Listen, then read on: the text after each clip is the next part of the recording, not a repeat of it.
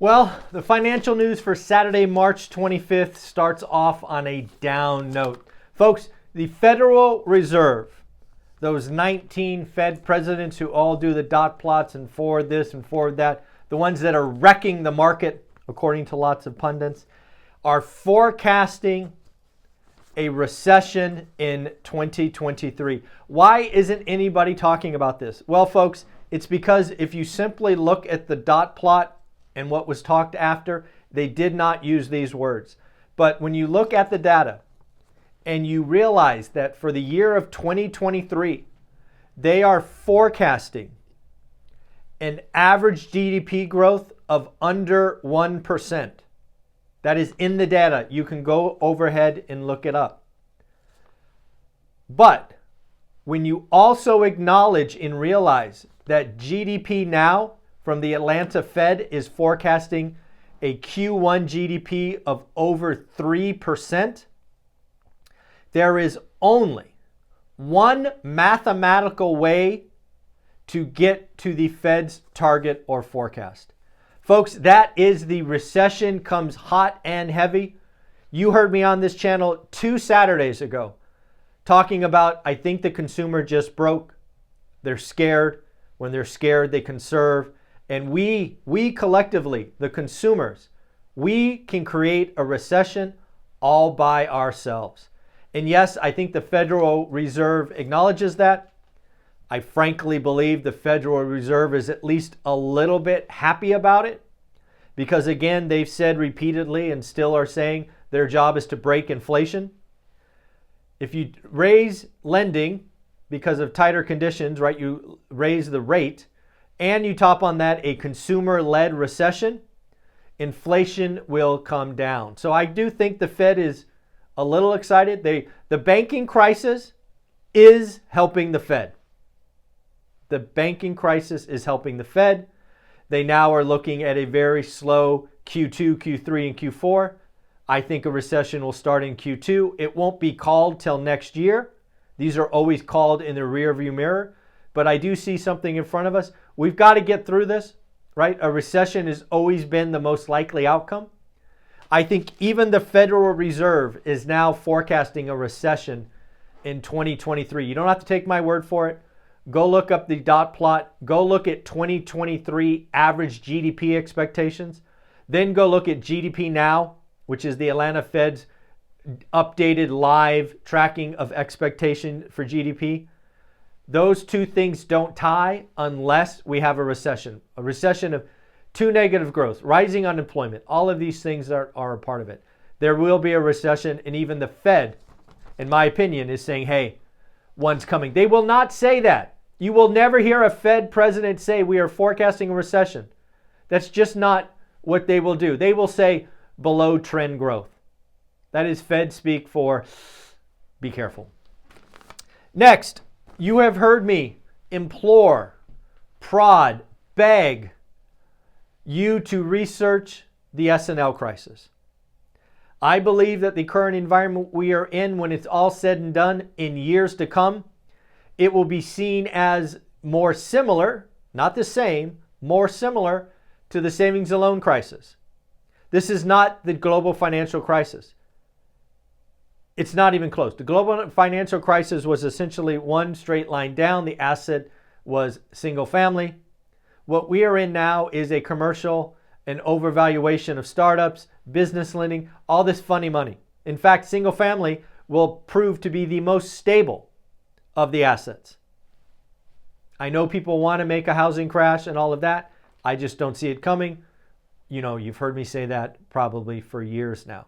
But there will be some very large discounts on commercial properties coming because the debt structure, lending structure, all of that. But back to the RTC. It stands for, if you don't know, it stands for the Resolution Trust Corporation. Folks, have you heard of a gentleman named Sam Zell? If not, do yourself a favor and go look him up. Sam Zell, Z-E-L-L. Sam Zell cut his teeth in student housing. Sam Zell made a name for himself building a portfolio of apartments, multifamily, and other commercial real estate by buying from the RTC, Resolution Trust Corporation. Essentially, again, simply speaking, this quasi-government organization company was developed to absorb all the assets that went bust because of the savings and loan crisis, and then they dispositioned them over years to come. You could buy great deals from RTC. This is what I think is coming. Again, I know the All In podcast is talking about a bailout for this and that. I don't want a bailout. But it is true these assets maybe need to be absorbed by something because, again, the Fed's balance sheet is strong and then can be dispositioned later. I don't know. This is why you need to do your own research. I know lots of people are attracted to a housing crash. Everybody wants a 75% off discount. It's not coming. How often do you have to hear that? But there will be great deals in commercial. Grow your network. Skill up. You know, if you've been watching my channel, I'm going to Las Vegas at the end of April to go learn about a new area that I have not done any business in. I am investing in myself. In fact, Olivia is going with me so we can all learn this new area. There are opportunities coming. You need to skill up. And if you want to, again, if you want to at least acknowledge that the current crisis might be similar to the savings and loan crisis from the 80s, please go research RTC. Put it in the Google search. It stands for Resolution Trust Corporation. The Resolution Trust Corporation closed 747 institutions. Total assets, $407 billion. And again, the S&L crisis, unlike the Great Recession, was a decade of slow bleeding. It was a decade of paper cuts. That is what I think is in front of us. Sam Zell, the original grave dancer. He believes that a credit crunch is coming and that tighter lending and less lending to businesses will create negative growth. I agree. The last time we had credit crunch, just so you can go look it up, 2007 to 2009. Credit growth usually grows. If you follow me on Twitter, I actually published a graph that I thought was very interesting, showing that credit growth is generally positive.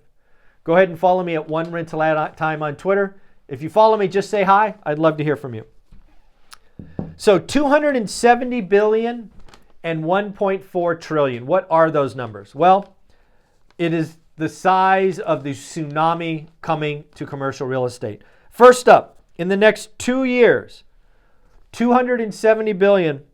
No, I'm sorry, not 2 years, 1 year. $270 billion in commercial loans reset in the next 12 months. $270 billion. Now, not all of them are going to be problems. Agreed. But 50%, 60%, office, clearly, multifamily, some, there were bad deals done. $270 billion comes in 1 year. Well, what about $1.4 trillion? $1.4 trillion resets in the next 5 years. I've been highlighting to you for quite some time now. The tsunami, the pain is coming in commercial. Why? Because they repeated the same mistakes as single family in 07 to 09. Interest-only loans, short-term debt, variable rate mortgages. You can't make this stuff up, folks. The same mistakes that brought on the global financial crisis have been repeated in commercial. It will be handled different, hence very similar to the savings and loan crisis. But yes, the pain is quite large. March, I want to be very clear. Again, I love making some crazy bold calls, so all of you can hold me to it. My latest bold call made on this channel is I thought interest rates would go below 6% for best credit, big down payment, owner occupied. Well, on Friday, if you saw my daily financial news from Friday, I got a note from a mortgage broker saying, Michael, I quoted my first 5.99% mortgage. Owner occ, 25% down, best credit. Folks, 6% under 6% mortgages are here and likely to go lower. So if you are in the home buying time, go get multiple quotes because again, the average might be 6.42, but because that's the average, there are stuff below and above that. Again, I said this whole time and was right that by April 15th, best credit, big down, owner occ would be below 6. It happened on Friday. Oh, back to this. March home sales. I believe the reason February home sales were a barn burner at 4.58 million, this is existing home sales, was because there was a little bit, that much, this much, that much. Can you see that? That much? There was a little bit of inventory hangover from November and December. Remember, a closing in February went into contract in January. We had a little bit, that much, where's my black shirt? That much of inventory hung over from November and December. It got gobbled up in January, closed in February. I do not see March home sales being at 4.5 million. In fact, I think they will be far closer to 4.2 million. Why is that? Well, there's no supply. 6%, under 6% brings home buyer demand. It does nothing for supply. Nothing. This is the world we live in. And again, I'm putting it out there right now. March is not even over. And I'm telling you, March existing home sales will be under 4.5. And I'm going to guess quite under, maybe down to 4.2 or 4.3 million because there is no inventory. 100 billion and 67 billion. Folks, something else I've been trying to help you understand, and these numbers highlight them. Remember, consumers scared, consumers moving money, doing all of these things. It looks like over $100 billion was taken out of regional banks. 67 billion, or 2/3, went to the big banks. I ask you, what happened to the other 33 billion? Some people bought gold. Some people bought crypto. Some people left the banking system and went to money markets, maybe at a Schwab or other institution. Some people bought CDs. Some people bought treasuries. But it is clear 1/3 of the dollars have left the banking system. Think about that. Remember, the banking system does fractional reserve lending, right? You put in $1,000, they keep 100 and they lend 900, simply speaking. Folks, we had $33 billion leave the banking system.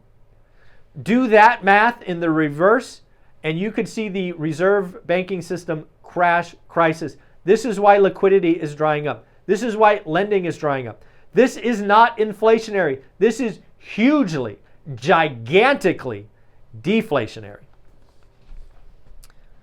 And then first, the housing crash. I got a very interesting article from Goldman Sachs talking about the housing crash.